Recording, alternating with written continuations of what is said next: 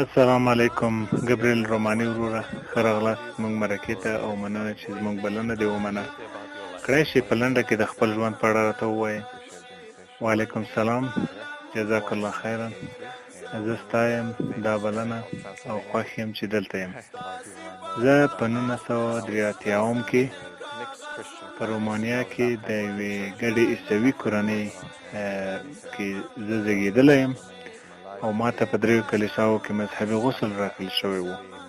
د کمونیستي رژیم پر مهال زه په رومانیا کې لوی شوی یم او وروسته کاناډا ته ولاړم او تر هغې وروسته مې اسلامي زده کړې کړې او له هغه وخته الحمدلله زه ډېر خوند اخلم په خپل ژوند. د ایمان په اړه د ژوند څنګه و، په څه د باور درلود؟ زه درته ویلی شم د ځوانۍ له لومړۍ زه په خدای د باور تر تحصیل لاندې راغلی وم. ډېر زما د انا له کبله و چې هغه سخته په کاتولیک عمل کوونکې وه او ما مې ډېری وخت له هغې سره تېروو.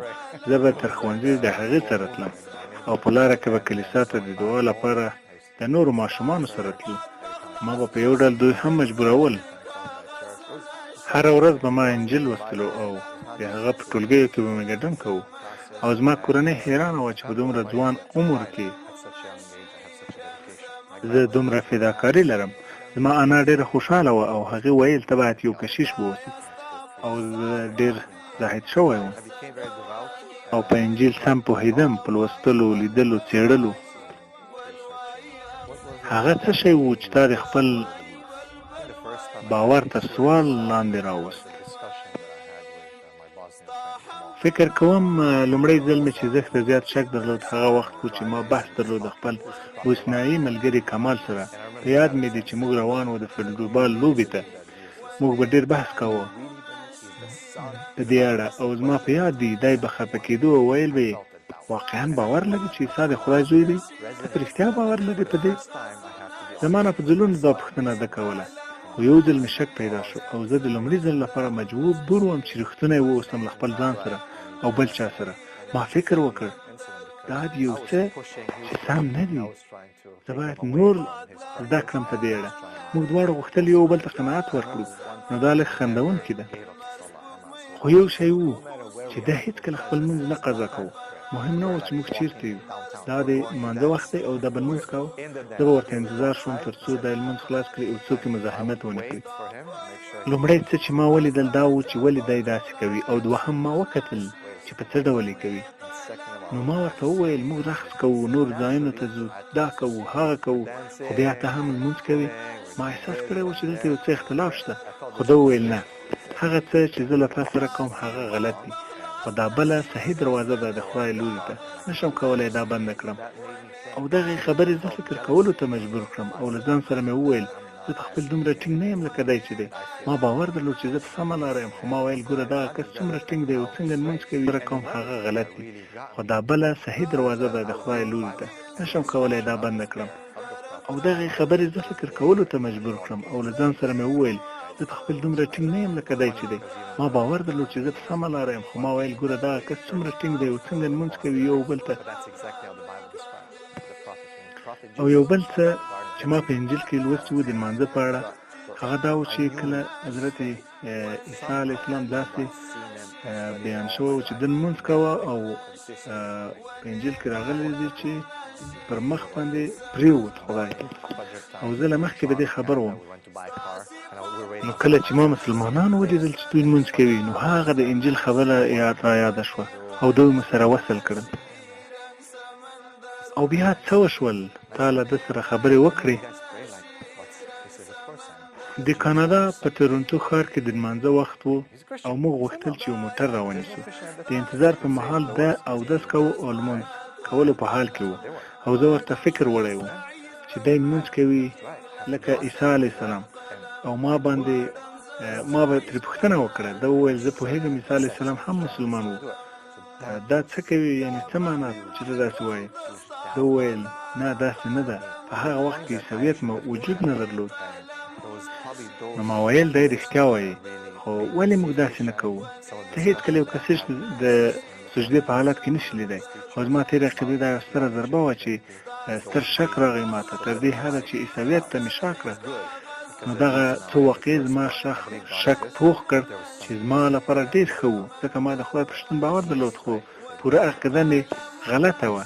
خو ما وروسته وموندل ټول رښتیا چې باید څه وکړم او لارښود څه دی او په کوم سیستم سره باید دغه کارونه ترسره شي. Starter, superstar, I was in the paper, but I was not happy, man. Like I remember coming from a party, even these things were not satisfying. د عیسویت پرېښودلو څخه وروسته څنګه اسلام ته نږدې شوې؟ زه ځوان وم او د فوټبال ټیم ستوری وم، خو زه خوښ انسان نه وم. ما په یاد وي چې هره شپه به زه له مېلمستیا راتلم، خو زه له دې شیانو څخه په تنګ راغلی وم. ما به د هېڅ شي پروا نه درلوده او زه ترې ستړی شوی وم. زه به کور ته راتلم او په کټ کې به پرېوتم او د کوټې چت ته به مې کتل نور څه شوي، ځکه ما دغه او هغه ټول وکړل، خو زه لا هم خوشحاله نه یم چې بالاخره یوه شپه مې خوب ولید. زه یوې مېلمستیا ته تلم او هر څه مې ترسره کول او د چاقو په ذریعه د یوې نجلۍ لخوا سخت ټپي او نږدې ووژل شوم. خو دا خوب ډېر واضح او رښتیا و چې حتی ما د درد احساس کوه او هلته ډېره تیاره وه او زه د دیوالونو په منځ کې روان وم او زه په یوې دروازې ورتلم چې وینې هم رانه تللې او درد احساس مې کوه. زه دروازه خلاصوم، هلته تیاره ده او د کوڅې په ډول لکه یو باغ داسې ځای و او ما اسمان ته کتل او هلته یوه رڼایي وه په تیاره کې. په همدې حال کې زما ساه ووځي او همدلته زه راویښ شوم، خو زه خولې شوی وم او ژړل مې او خپله ژړا مې نه شوی دروړی او زما نفس داسې و لکه او لومړی ما فکر شو چې څه وشول او دا یوه نښاني ده او زه ولاړم د خپل ورور او مور کوټې ته. هغه مې وکتل، دوی ښه وو. بېرته راغلم، یوازې مې ژړل، داسې لوند وم لکه په اوبو کې چې غوټه شوی وم او هېڅ کله داسې نه وم شوی. او دا داسې و لکه خدای جل جلاله چې ما ته غږ کړی وي، خو لا هم زه د خوب په بنسټ تصمیم نه نیسم. خو شخصا دا ډېر ژور خوب و ماته، ځکه همداسې حضرت عیسی علیه السلام لپاره ما خوب ته راغلی و او دی د شا په سیټ کې زه ډریوري کوم او دی ډېر ستړی وي او راته وایي زه ډېر ستړی یم ګبریله. زه موټر ودروم او خلک رامنډې کړي او خلک نارې وهي هغه دی عیسی راغی او دی لکه مشهور کس ما ته ګوري او وایي دی خوښ دی چې ګوري دوی ته. دوی فکر کوي زه خدای یم او زه ستړی یم، دلته مې تکیه کړي او دوی فکر کوي زه خدای یم. او ما د همدې خوب په بنسټ د اسلام ټاکنه وکړه او زه پوه شوم چې باید یو څه وکړم.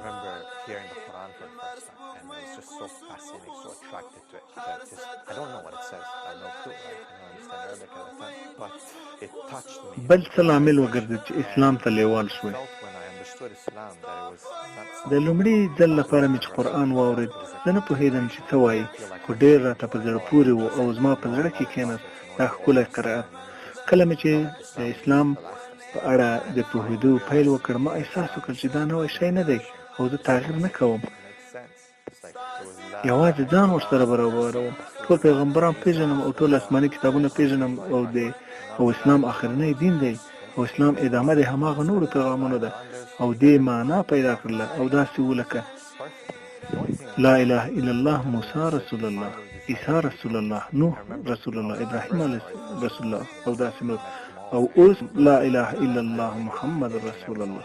او دلته یو شی دی چې لا اله دوامدار دي، پیغمبران تغییر کوي. څه وشول چې بالاخره مسلمان شوی. زما په یاد دی د پوهنتون په کتابتون کې مې کمال ولید، هغه هم هلته راغلی و او ما د مرګ په اړه یوه ویډیو کتله، ځکه انټرنیټ هغه وخت مشخص ځایونه کې و او ترانه د دې ویډیو د احمد بخاطر په غږ کې وه او د مرګ په اړه یې خبرې کولې او ما دا وکتله. ما ته یې سخته ضربه راکړه که چېرې زه سبا مړ شم نو ولې یې ځنډوم. په داسې حال کې زه له مخه یوه پاڼه قرآن هره شپه لولم. په یاد مې دي کله چې ما احساس کوه چې دا زما عادت و او هره شپه مې لږ ډېر لوستل او ما احساسوه چې دا زما او قرآن په منځ کې مناظره ده، ځکه زه ډېر سوالونه لرم او لولم یو صفت د قرآن او ځواب یې راته مخ ته راځي او ما لا ډېرې پوښتنې په خپل فکر کې کولې او وروسته مې ځواب ورته موندلو د قرآن له مخې. او هر کله چې کور ته تلم قرآن به مې د کټ څنګ ته ایښی و And that's why some dilemma I said. او ډېر کله به مې احساساوه قرآن ماته خبرې کوي ځکه هر کله به چې ما په ذهن کې پوښتنه را وګرځېده نو ما به قرآن را خلاص کړ او ځواب مې ترلاسه کړ او داسې احساس کوم چې الله دې ویني او الله خبرې در سره کوي او دا څه و چې علما هم وایي که غواړې الله ته وغږېږې دعا وکړه او که غواړې الله تا سره وغږېږې قرآن ووایه. What were the final steps of your journey to Islam? I woke up one day and I was at the lowest of the lowest, and in my mind I said, what are you waiting for? To know this is true. I went to university and I saw my friend come on. آخرنۍ مرحله ستا د سفر اسلام ته څه وه؟ I need your help with something. I said, are you okay? یوه ورځ کله چې له خوبه پاڅېدم نو ډېر د ذلت احساس مې کوه او ځان سره مې ویل ولې منتظر یې په داسې حال کې چې په رښتیا پوهېږي. نو په پوهنتون کې مې خپل ملګري کمال ولید او ورته مې وویل زه ستا مرستې ته اړتیا لرم. ده وویل ته ښه یې؟ ما ورته وویل ته باید زما اطاق ته راشې. ویل سمه ده. نو کله چې دی راغی زه یې مخې ته ورغلم او ده راته وویل هر څه خو سم دي. ما ورته وویل زه غواړم مسلمان شم. ده وویل ها زه پوهېدم. ما ویل یعنې څه؟ ده وویل در په زړه یې کوم هغه د تراویل لمونځ ما په سجده کې ستا لپاره دعا وکړه چې یا الله دغه کس اسلام ته هدایت کړه چې ستا په لټه کې دی. او راته وویل ما وروسته تکراروه. او د شهادت وروسته ما احساس وکړ چې هغه دروندوالی چې په ما باندې و هغه زه پرېښودم. د کورنۍ او شاوخوا خلکو غبرګون ستا د اسلام ته څنګه و؟ لومړنی څوک چې ما ورته وویل هغه زما مور وه او که څه هم هغه لږ لیواله وه خو زما سره یې بحث شروع کړ او د اسلام بې احترامي یې وکړه خو ما په دفاعي شکل ځواب ورکړو نه حکیمانه ځکه ما توند ځواب ورکړو. سبحان الله که څه هم ما ښه مثال ور نه شو کړی خو د الله په فضل سره هغه تغییر وکړ او ما خبرې ورسره وکړې. هغې غوښتل چې ما غلط ثابت کړي مګر بالاخره یو نیم کال وروسته له ما څخه هغه هم اسلام قبول کړ. نو بیا مې خپل ورور ته وویل هغه ډېر سختګیر و غوښتل ما مسخره کړي. زما په تصمیم سخت خفه و ځکه ما تغییر کړی و هغه څه چې پخوا کول اوس یې نه کوم. پای کې مې خپل پلار ته وویل خو هغه هېڅ پروا ونه کړه. وروسته مې انا ته وویل هغې وویل ما فکر کوه ته به کشش شي او ما ورته وویل انا زه خو نه یم کشش شوی. To be honest, at the beginning, Salah was difficult, but I think there's a lifestyle that I had. اسلامي اعمال لکه 5 وخت لمونځ 2 میاشتې روژه ستونزمن و ستا لپاره که نه؟ په رښتیا سره لمونځ ډېر سخت و خو داسې چې ما مخکې نه و کړی. زه سهارخیز کس وم او د سهار لمونځ په وخت سره ترسره و او د ورځې په لار کې هم ځان ورسره برابرو د لمانځونو سره ځکه دا د اسلام هغه ډسپلین و چې ما ته یې راکړي وو. او روژه خو اسانه وه او زما لپاره زما ډېره خوښه وه. 3 ستونزې او ګواښونه څه دي چې وروسته له اسلامه ورسره مخ شوې؟ لومړی څه چې دی هغه ملاتړ دی ځکه موږ ټولنیز موجودات یو او مینې اړیکې یو بل منلو ته اړتیا لرو. موږ احساسات لرو. اوس ته د خپلې کورنۍ ټولنې په خلاف راولاړېږي او خلک تا پرېږدي او ته مسلمانې ټولنې ته ځې چې ښایي همداسې یو څه در سره وکړي. دوهم دوام ورکول روحي او عقلاني پراختیا ته دي. ځینې خلک یوازې په خپل شهادت درېږي ځکه مخکې د اسلام دوی لټوي ډېر څه وروسته د شهادت څخه دوی یوازې پاتې کېږي په هماغه ځای او نوره زده کړه نه کوي.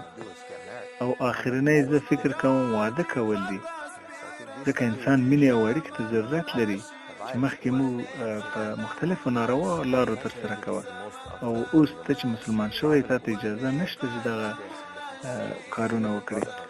نو ډېر مسلمان شوي خلک وروسته له اسلامه غواړي واده وکړي او په اوس وخت کې ډېر ستونزمن کار دی. څه شي تر ډېره جذب کړي وروسته له دې چې مسلمان شوې؟ As a Muslim, you can go anywhere in the سفر کول او لیدل د ګډو کلتورونو یو ستر شی دی او ما ولیدل ورورګلوي د مسلمانانو په منځ کې او د واحد امت مفهوم هیڅ بل شي کې وجود نه لري. د عیسوي په حیث که ته بل هېواد ته ځې ته باید پېژندل شوي کلیسا ته ورشي، خو د مسلمان په حیث ته هر چې د دنیا ته تللی شي لکه ټول توپیرونو سره هر چېرته او ته مخ ګرځوې همدې یوې قبلې ته لولې همدا یو شان قرآن او ته همدا یو شان ورورګلوي لرې، ته همدا یو شان وایي السلام علیکم. زه په افریقایي هېوادونو کې وم، ما سره امریکایي افریقایان هم وو، خو دوی جرأت نه شو کړی چې د هوټل څخه بهر ووځي، خو ما به د فجر په وخت کې د هوټل څخه وتلم او یو افریقایي ورور به بېرته راوستلم، موږ به سره لمنځونه کول، قرآن به مو لوست، سره خندل به مو، حتی زه یې په ژبه نه پوهېدم خو موږ سره وسلېدلو او زموږ د وسلېدونکې کلمه وه اسلام. د پیغمبر صلی الله علیه وسلم کوم یو خصلت در باندې ډېر تاثیر وکړ؟ پیغمبر صلی الله علیه وسلم به تل د هر چا سره ځانګړی رفتار او خبرې کولې، د ده رفتار له ټولو سره هیڅ کله یو شان نه و، ځکه ده به برابر کړ ځان چې کله به ده سره راغی یو ماشوم د صحرایي سره به ځانګړی رفتار کوه، د تعلیم یافته کس سره به ځانګړی رفتار کوه، یا د میرمنو سره به په ځانګړې توګه برخورد کوه. دی تل هر چا ته راښکته کېدو د هغه سطحې ته چې خبرې ورسره وکړي او په خبرو کې به تغییر راوسته او په حرکاتو کې حتی که خلکو یوه پوښتنه بار بار ترې کوله خو ده بیا هم ځواب ورکوه تر څو د دوی ضرورت پوره شي او پرې پوه شي په هغه چې دوی ته پوښتنه ده. او دا ډېر ښه و. د اسلام په اړه یوه ارزښتناکه نکته راته ووایه چې ته غواړې غیر مسلمانان پرې پوه شي. هغه څه چې غیر مسلمانان باید پرې پوه شي دا دی چې اسلام دین نه دی، دا په خپله ژوند دی. که ته پوه شي چې اسلام د ژوند کولو طریقه ده او حل ستا د ستونزو او ځواب ستا د ټولو سوالونو هر یو یې لري، مه راته وایه چې دوی یې نه لري. او کله چې د شپې په کټ کې پرېوځي او سلخا پوښتنې د مخ ته راځي، اسلام دغو ټولو ته ځواب لري. اسلام به ستا ستونزو په دې نړۍ کې حل کړي، له قوم پالنې تر فساده او بې بندهبارۍ اسلام به دا ټول حل کړي. په څه پروژه اوس مهال کار کوي؟ زه په 2 پروژو اوس مهال غور کوم چې زده کړه او مشوره ده. زه نوی مسلمان شوی یم او اسلام ته نوی راغلی یم او کوشش کوم پوه شم چې د امت کوم مشکل حل کولی شم. نو ما احساس کړه چې زده کړه ډېره مهمه ده او د رومانیا لپاره مناسبه ده. ورزده کول رومانیایي مسلمانانو او غیر مسلمانانو ته د کتابونو ژباړل رومانیایي ژبې ته چې مخکې داسې هیڅ نه و شوي او هیڅ تفسیر په رومانیایي ژبه کې نشته او دا ستره صدقه جاریه ده انشاءالله. او موږ به قرآن او څو نور کتابونه وژباړو، د ماشومانو ټولګي، د غټانو ټولګي او غیر مسلمانانو ته دعوت. آخرنی پیغام مو څه دی؟ صادق او رښتونی واوسه. دا ډېر ستونزمن شی دی چې ته یې کوي. د حدیثو هر کتاب پیلېږي له دې حدیث سره انما الاعمال بالنیات، هر عمل د هغه نیت مطابق دی، ځکه دا نیت دی د زړه پاکوالی، اخلاص. لکه سفیان الثوري رحمت الله وایي ما نه دی پیدا کړی هیڅ یو شی پر ما باندې مشکل تر خپل نیته. که ته صادق او رښتینی یې، که ته خدای غواړې ته به یې پیدا کړې. Brother Gabriel, thank you for this beautiful interview and hope you meet again. Inshallah. Barakallah fiik. Allah bless you. چې موږ سره مرکه وکړه او هیله لرو چې بیا د ملاقات وکړو انشاءالله.